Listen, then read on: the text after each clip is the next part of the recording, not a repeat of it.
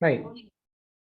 එතකොට මම කී හිටියේ මේකේ මේ අත්‍යවශ්‍ය කාර්යබද්ධ නොවන අවස්ථාවක් කියලා ඒගොල්ලෝ සලකලා තියෙනවා. අපි මේ හිතමු. හරි. ඒක මට හිතන විදිහ නම් මේ එහෙම නැහැ.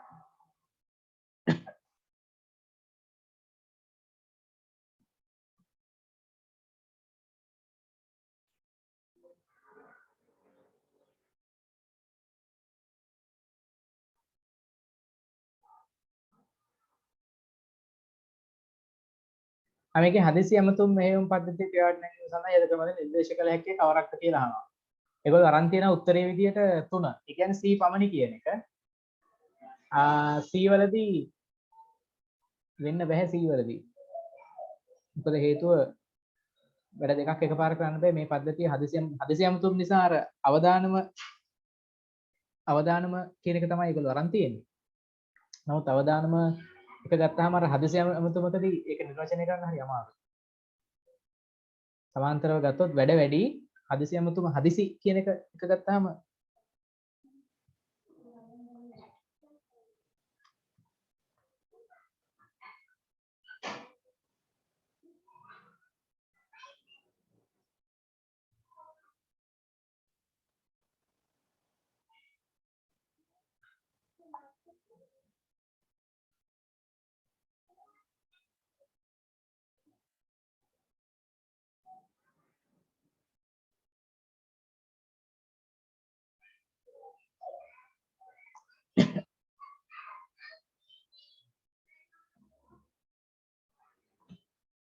හරි.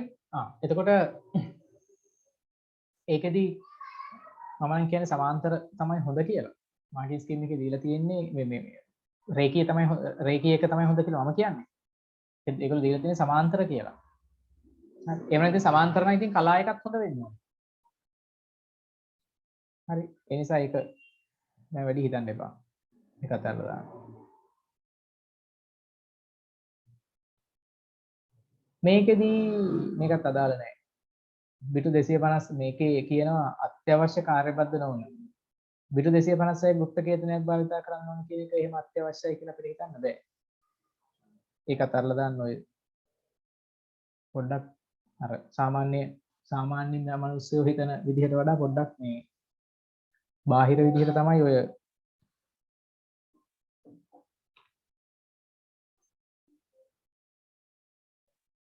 ඔය පැනල් එක හිතුවේ.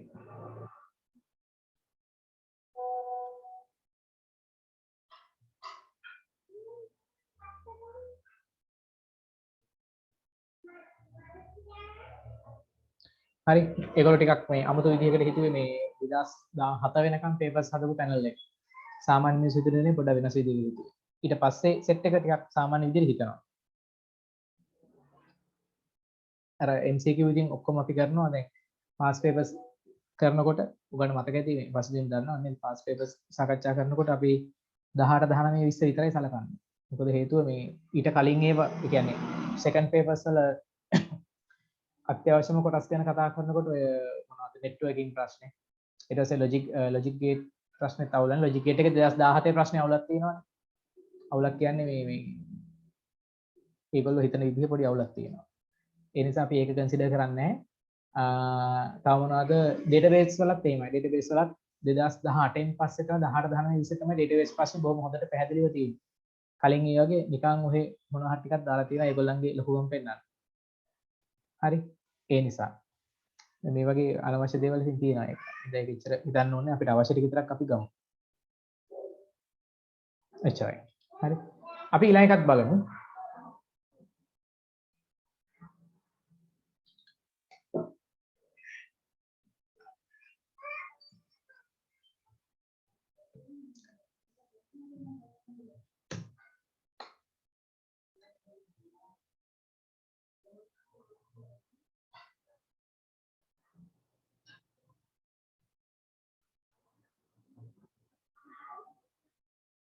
දෙස් 17 19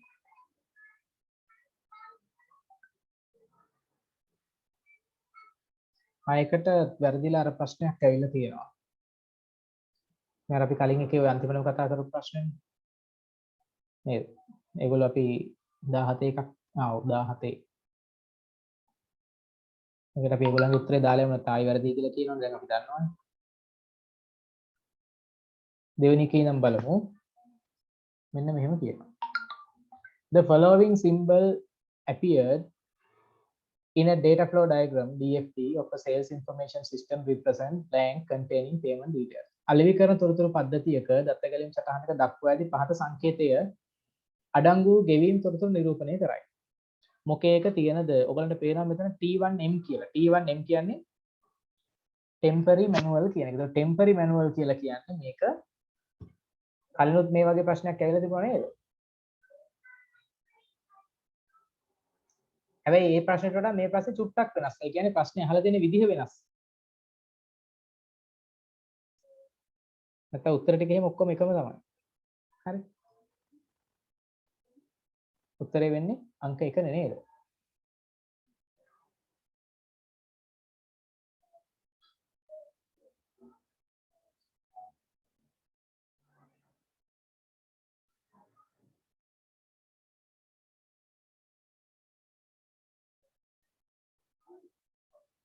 එකම ප්‍රශ්න ටික නෙමෙයි නේද? නෑ නෑ. හරි. මේකේ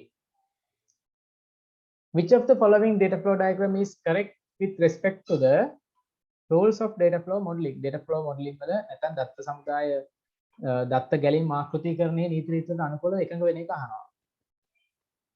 හරිද? ඒතර පළවෙනි එකේ තියෙනවා user ගෙන් එහෙම නැත්නම් external entity එකකින් system එකට. මෙයාගෙන් මෙයාට. මේ දෙන්න අතර. මේ දෙන්න අතර. මෙයාට යවනවා. ආ. ඒතර මේ දින දේවල් අතරින් අපෙන් අහන්නේ නිවැරදි වෙන එකනේ අහන්නේ නේද?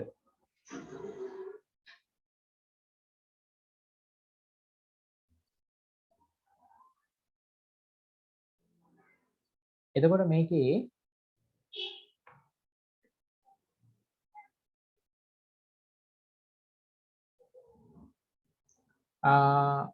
මේකේ යනවා විතරයි නිසා ඒක ගන්න බෑ කියලා හිතන්න පුළුවන්. කලින් උත් මෙහෙම ප්‍රශ්නයක් මතකද ඔයගොල්ලන්ට? මේකේ එනවා විතරයි. මේකේ යනවා විතරයි data store කරන තැනක් නැහැ. මේකේ යනවා සහ data store කරනවා. හරි? එතකොට තවදුරටත් මේක dataත් මේ පැත්තට එනවා කියලා තිබුණා නම් ඒකත් හොඳයි. නමුත් මේකේ තියෙන එනවා කියලා විතරයි මේ external entity එකෙන් බාහිර භූතාර්ථයෙන් database එක access කරනවා කියලා දෙනවා. මේක තමයි පට්ට වැරදි. හරිද? ඒ නිසා මේ ටිකට සාපේක්ෂව හතරවෙනි උත්තරේ අපිට හරි කියලා ගන්න පුළුවන්. හරි. බොහෝ විට මේකේ උත්තරේ තුන විදිහට සලකන්නත් පුළුවන්. මොකද හේතුව database එකක් ඒකේ දාලාම නැහැ. system එකයි මේ database එක අපිට අත්‍යවශ්‍ය නැහැ කියලා. නමුත් database එකට data යවනවා කියන එක එකක් ඉතින් වටිනවනේ මේකට වඩා නේ. ඒ නිසා අපිට උත්තරේ හතර විදිහට සලකන්න පුළුවන්. හැබැයි එතන පොඩි ගැටලුවක් තියෙනවා. මේ පැත්තට data එන එක නැති නිසා. අපි කෝකටත් ඒකේ හතර කියලා ගහලා දාමු. වඩාත්ම හොඳ එක හතර කියලා හිතමු.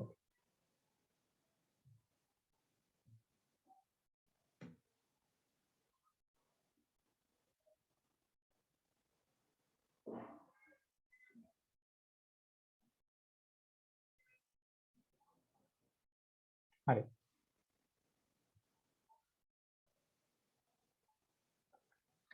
Requirement of a system can be classified as mandatory, essential, desirable, optional, functional and non-functional. ATM of a bank shall not allow more than 3 attempts to enter user secret number incorrectly.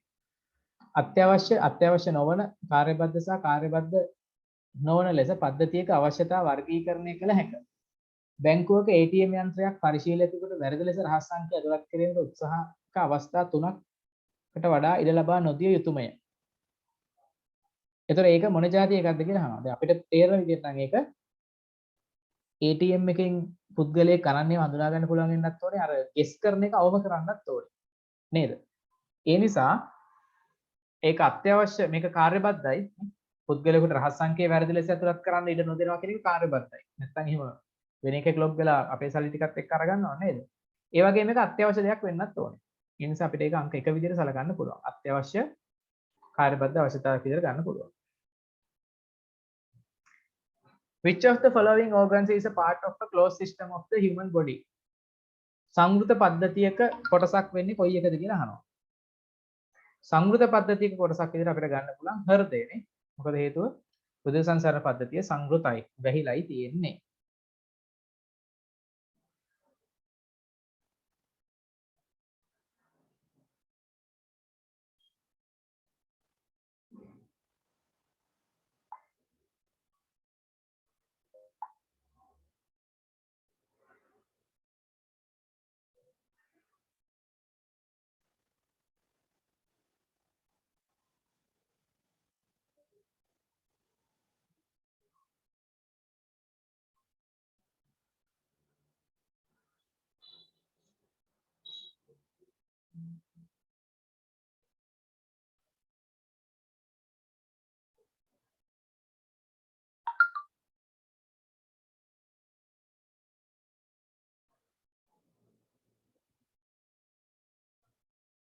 right.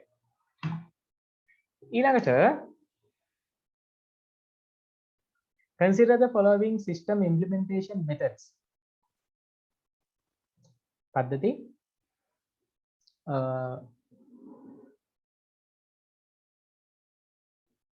මෙතන මේ කොටස වැරදිලා වෙලා තියෙන්නේ. මකනකොට මැකිලා නැහැ. මෙන්න මේ කොටස. මේක අදාළ නැහැ හරි.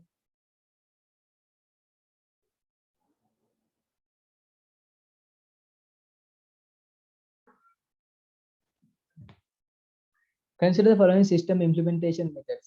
Which of the above method is generally used to implement a home security system? Home security system. නිවසක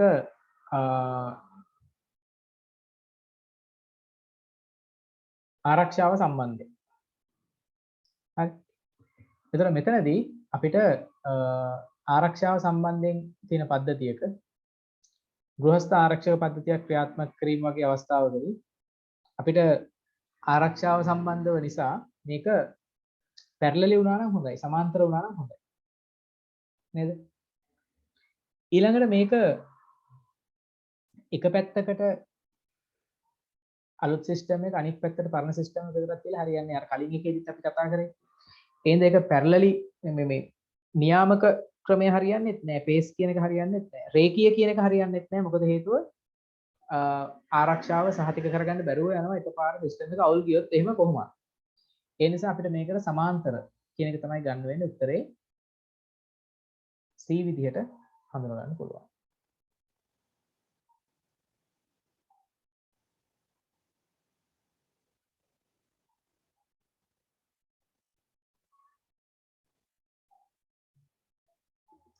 right.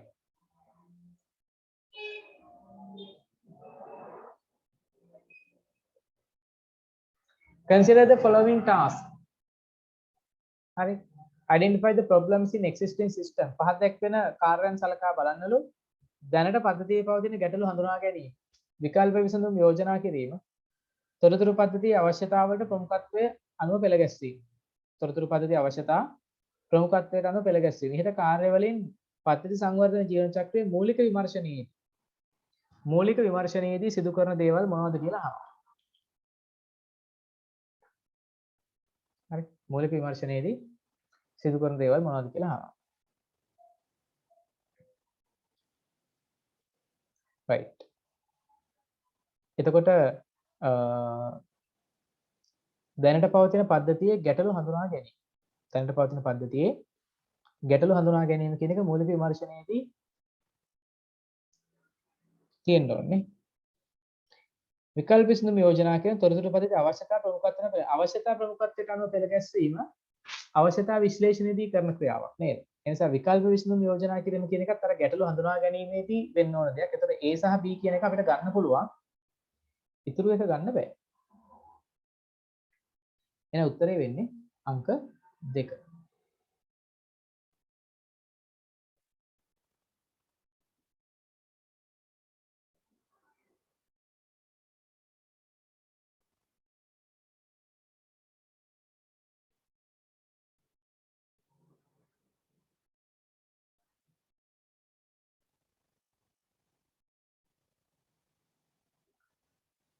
right. ඊළඟට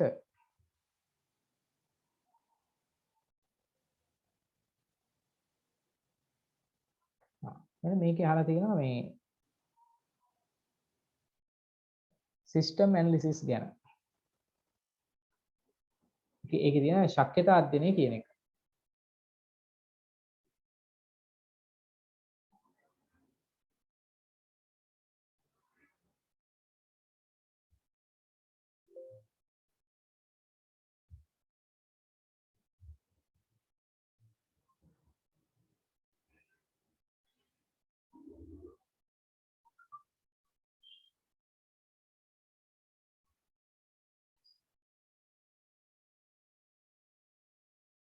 ශක්්‍යතා අධ්‍යයනය කියන එක ගැන මම කියලා දුන්නා මේ ආයතනයක් තුළ යම් ආයතනයක් තුළ පමණක් භාවිතයට ගැනීමට නියමිත තොරතුරු පද්ධතියක්.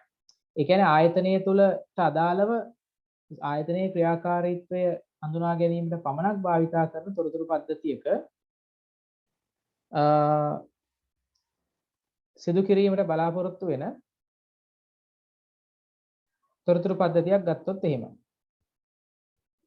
එතකොට අපිට ආර්ථික ශක්්‍යතාව ආර්ථිකමය හැකියාව බලන්න වෙනවා. ඊට පස්සේ වෙළඳපොළ ශක්්‍යතාව කියන එක අවශ්‍ය වෙනවා. දැන් වෙළඳපොළ ශක්්‍යතාව අවශ්‍ය වෙන්නේ හරි.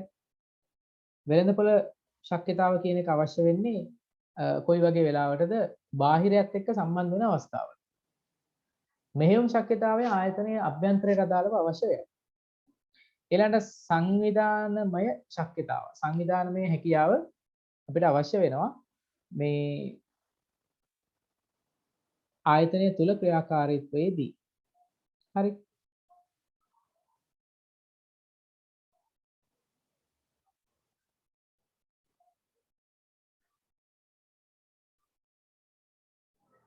ඊළඟට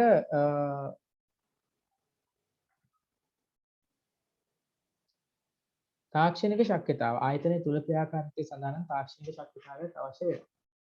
හරි.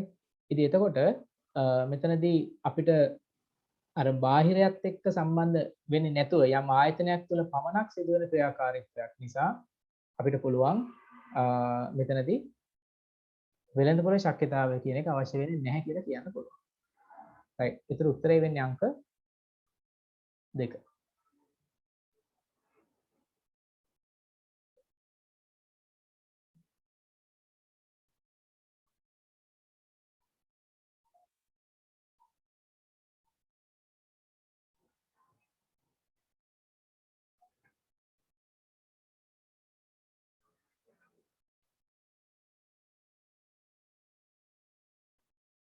පරිසර අප්ඩේට් එකක් කියන්නේ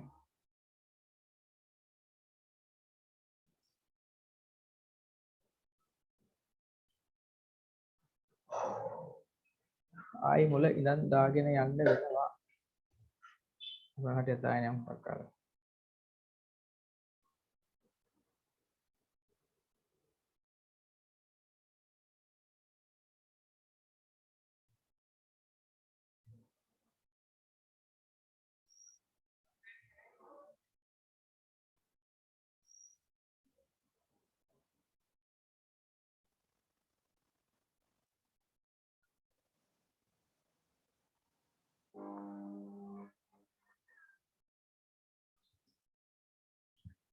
කරන්ට් එක නම් ආවා.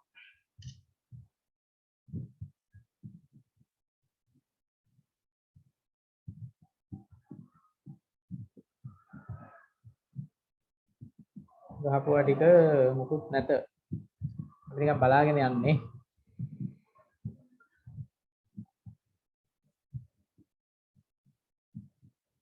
මේක අපි කර කර හිටියේ නේද? ඒතර මේකේ වෙළඳපොළ ශක්්‍යතාව. මාකට් ෆීසිබිලිටි කියන එක අපිට අවශ්‍ය වෙන්නේ නැහැ. අභ්‍යන්තර ක්‍රියාකාරීත්වය සඳහා පමණක් සලකමින් නිර්මාණය කරන තොරතුරු පද්ධතියක. හරි. right. ඒතර ඒකට එන්නේ උත්තරය අංක 2. අපි දැන් ටික ටිකක් දාගෙන යමු.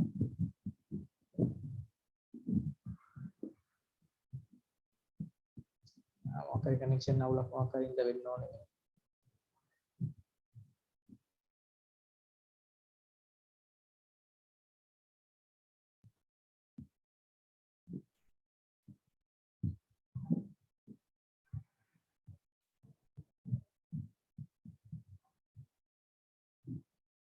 right connection එක change වෙනවා.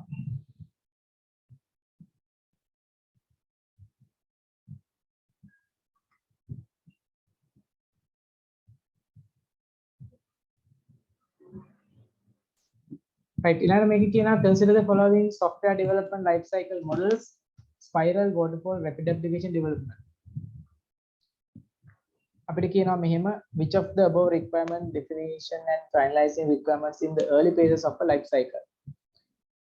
තොරතුරු පහක් දක්වන මෘදුකාංග සංවර්ධන ජීවන චක්‍ර ආකෘතිය සලකන්නලු සර්පිලාකාර දියඇලි සහ සීග්‍රේදුම් සංවර්ධන rapid application development. මුල් අධ්‍යයනවලදී අවශ්‍යතා අර්ථ දැක්වීම සහ ස්ථීර කිරීම කළ යුතු වන්නේ කවර ජීවන චක්‍රවලද කියලා අහනවා. අවශ්‍යතාවයන් නිසි පරිදි අර්ථ දැක්වීම requirement specifications කියන එක. ඊළඟට requirement definition ඊට පස්සේ ස්ථීර කිරීම අවශ්‍ය වෙන්නේ මේ තියෙන ඒ වගේ දියඇලි ආකෘතියේදී. මොකද rapid application development කියන එකේදීත් අපිට development process එක ඉක්මනට කරනවා ඒ ටික නැවත නැවත හද බලන්න පුළුවන්. සර්පිලාකාරය නැත්නම් ස්පයිරල් මොඩල් එකේදීත් නැවත නැවත බලන්න පුළුවන්. ඒ නිසා දියඇලි එකේදී තමයි මේ ස්ථීර කිරීම සහ අවශ්‍යතා අර්ථ දැක්වීම මුලින් කරන්න ඕනේ වෙන්නේ. ඒ නිසා උත්තරේ වෙන්නේ අංක 2 B කියන එක.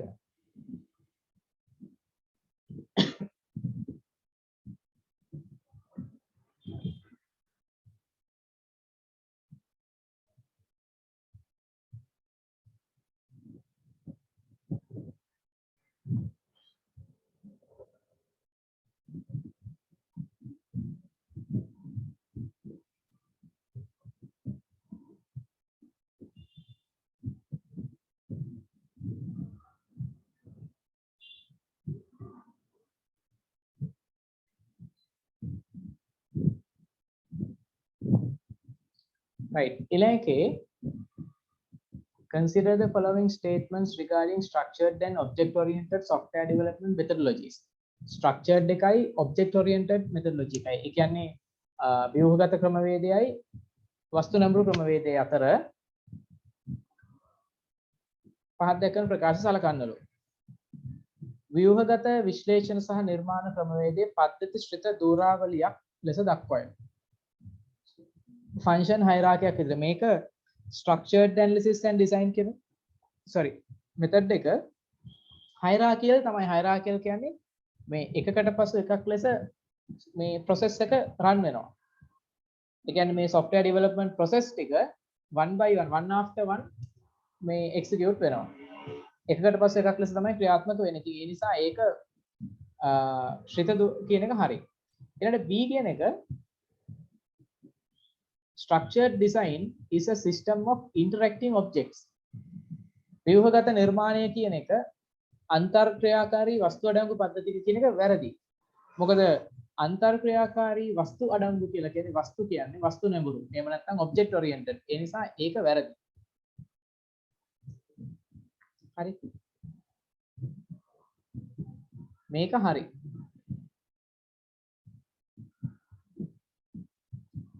මේක වැරදි. තුන්වෙනි එක object oriented methodology combines data and process into individual entities. වස්තු නැඹුරු ක්‍රමවේදයේ දත්ත සහ ක්‍රියා යන තනි භූතාර්ථ වලට සංයුක්ත කරයි. ඒ කියන්නේ භූතාර්ථ entities වලට. ඒ කියන්නේ objects වලට කියන එක. entity එකක් කියන්නේ object එකක්නේ. ඒතර object oriented වලදී වෙන්නේ මේ එයාගේ තියෙන data සහ processes ටික entities වලට අදාළව නැත්නම් objects වලට අදාළව ඒකයි අපි object oriented කියන්නේ. objects වලට අදාළව objects මූලික කරගෙන අපි කියනවා වස්තු මූලික කරගෙන ක්‍රියාත්මක වෙනවා. එතකොට ඒකත් හරි. ඒකත් හරි. එනිසා අපිට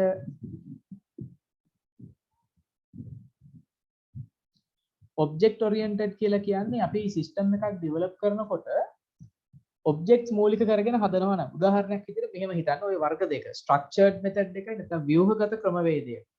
structured method එක කියන එකයි වස්තු නැඹුරු object oriented කියන method එකයි.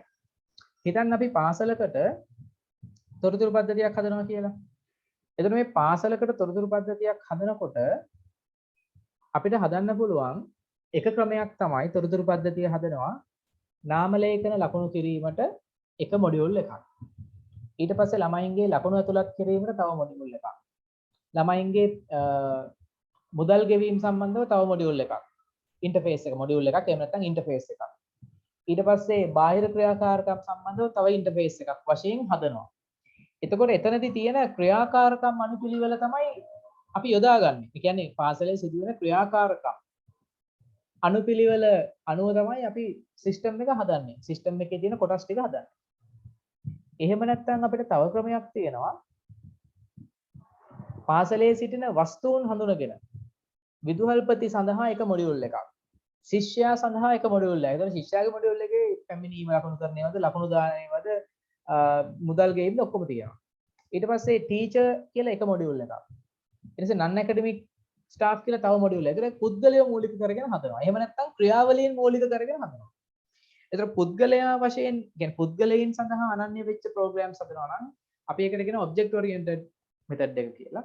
එහෙම නැත්නම් ක්‍රියාවලීන් මූලික කරගෙන හදනවා නම් අන්න ඒකට අපි කියනවා ස්ට්‍රක්චර්ඩ් සිස්ටම් ඩිසයින් කියලා. ස්ට්‍රක්චර්ඩ් මෙතඩ් එක කියලා. ඔක තමයි ක්‍රම දෙක.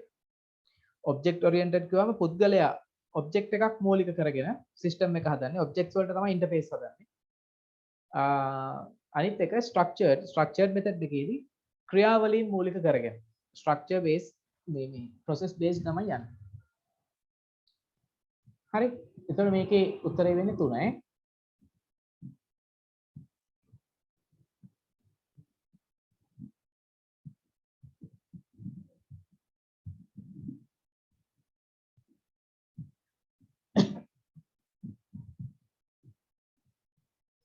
right. 6 වෙනි එකේ අපිට තියෙනවා තෝරන්න which of the following shows the correct order of software testing testing methods වල order එක.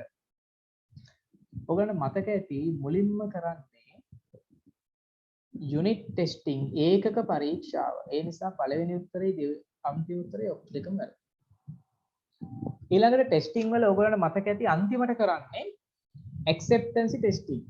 ඒ නිසා integration testing, system testing කියන දෙක තුන උත්තර දෙකක් වරදිනවා. අර මුල මැද අග හොයන්න දෙයක් නැහැ. කෙලින්ම මුලයි අගයි බලලා සෑහෙන වාසියක් ගන්න පුළුවන්. right. උත්තරේ වෙන්නේ අංක 4. මුල වැරදි නිසා පළවෙනි එකයි පස්වෙනි උත්තරේ වැරදි. අග වැරදි නිසා 2යි 3යි වැරදි. නේ උත්තරේ වෙන්නේ 4 වෙනි උත්තරේ. තප්පර 10ක් යන්නේ මේ වගේ සමහර ප්‍රශ්න වලට උත්තර තෝරන්න.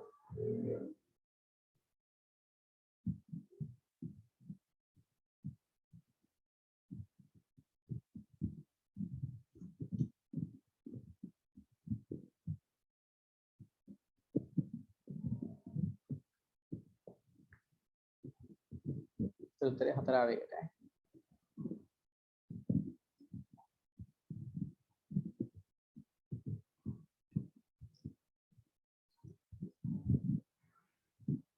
හරි. A software development company identifies that their new system deployment project software development project has complex requirements and has a medium to high risk level.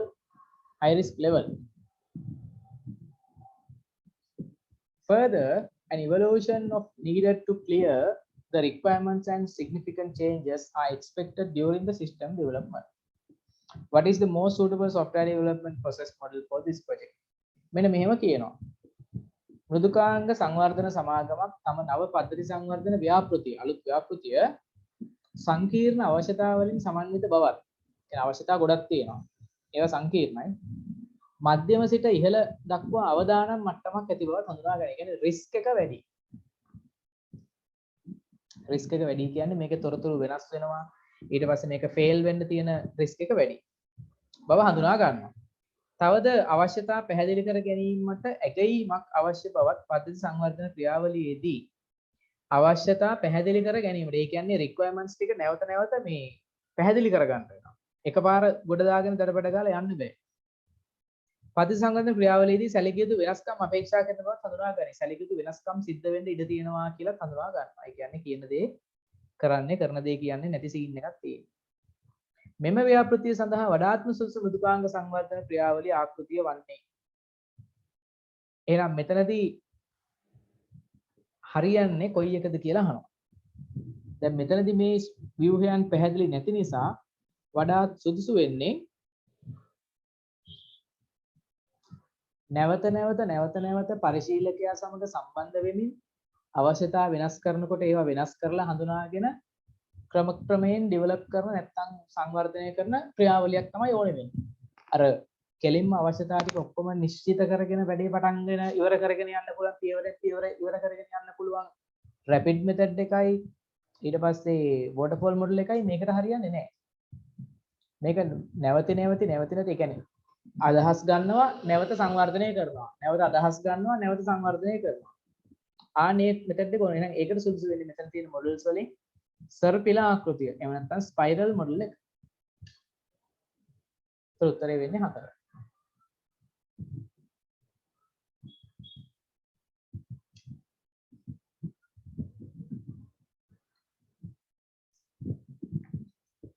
ඊළඟට which of the following indicates non-functional requirements?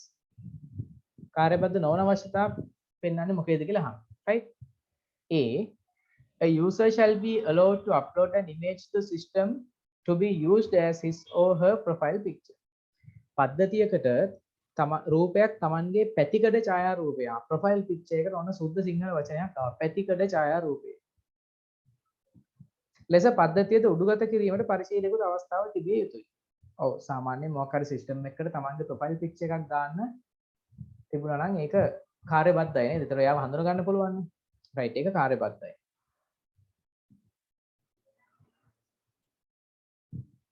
පිටවීම පරීක්ෂාවේදී අදාළ බදු අනුපාතයේ ඇතුළත්ව නිවැරදි වාරණා ආදී ගණනය කළ යුතුය. පිටවීම පරීක්ෂාවේ check out වලදී බදු අනුපාතය ගණනය කළ මොකද ගණනය කිරීමක් කරලා මොකක් හරි දෙන්න ඕනේ ඒක හරි. ඊට පස්සේ පද්ධතියෙහි සේවා පැවැත්ම 99.9ක් සපයාලිය යුතුයි. අන්න කාර්යක්ෂමතාව සම්බන්ධ එක. ඒතකොට මේකේ ඒ කියන එක හරි. මේකත් හරි කාර්යබද්ධ අවශ්‍යතාව විදිහට ගන්න පුළුවන්. C තමයි කාර්යබද්ධ නොවන අවශ්‍යතාවයක් වෙන්නේ මෙතන.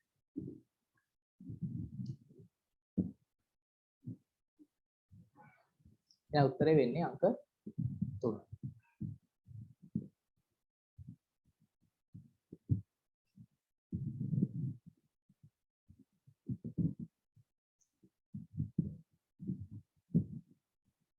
හරි.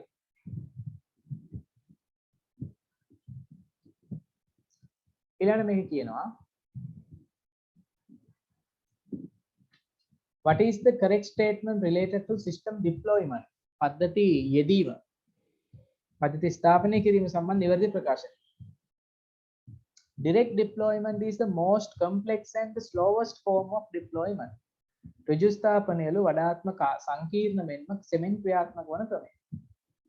නෑ නේද? ඍජු ස්ථාපනය තමයි වේගයෙන්ම සිදුවෙන එක. එහෙනම් ඒ පළවෙනි ප්‍රකාශය වැරදි.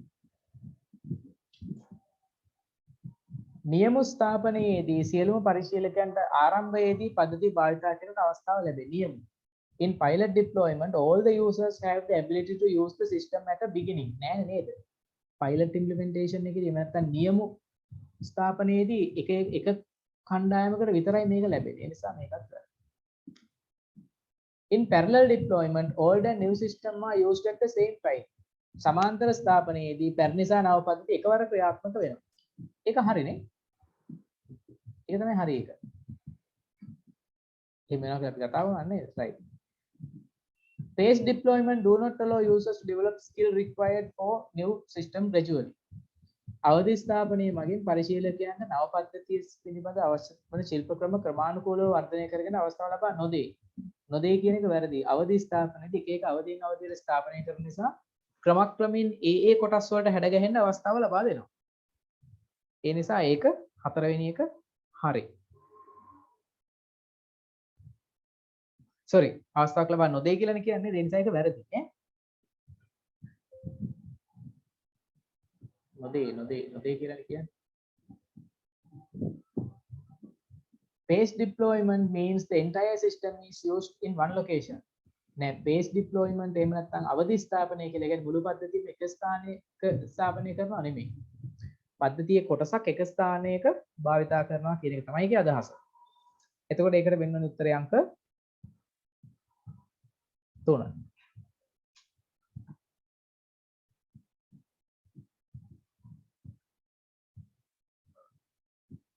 හරි. එතකොට ඔන්න ඔහොම තමයි ඒකේ උත්තර ටික. දැන් ඕගොල්ලන්ට මේ ප්‍රශ්න ටික හරි. දැන් ඔන්න ඔය මෙතඩ්ස් ටික දැන් මම ඔයගලන්ට කිව්වා ඒ සතියේ මේකේ නිතරම අහලා තියෙන ඔය ටෙස්ටිං ටිකයි ඊට පස්සේ ඉම්ප්ලිමන්ටේෂන් වලනුයි සිස්ටම් ක්ලාසිෆිකේෂන් වර්ගීකරණයනුයි ඊට පස්සේ ඩයග්‍රෑම් වල සංකේත ඇසෙන්න තමයි ප්‍රශ්න ටික අහලා තියෙන MCQ වල. ඉතින් මේකේ MCQ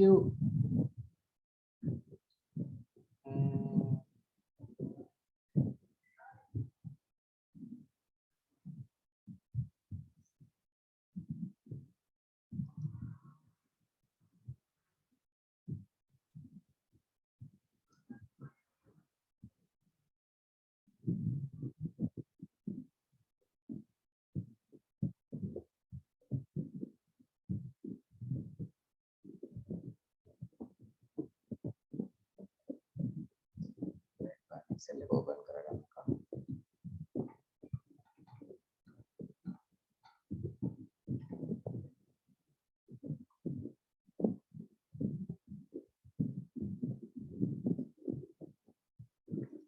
MCQ 4ක් 5ක් හැම අවුරුද්දකම ඇවිල්ලා තියෙනවා.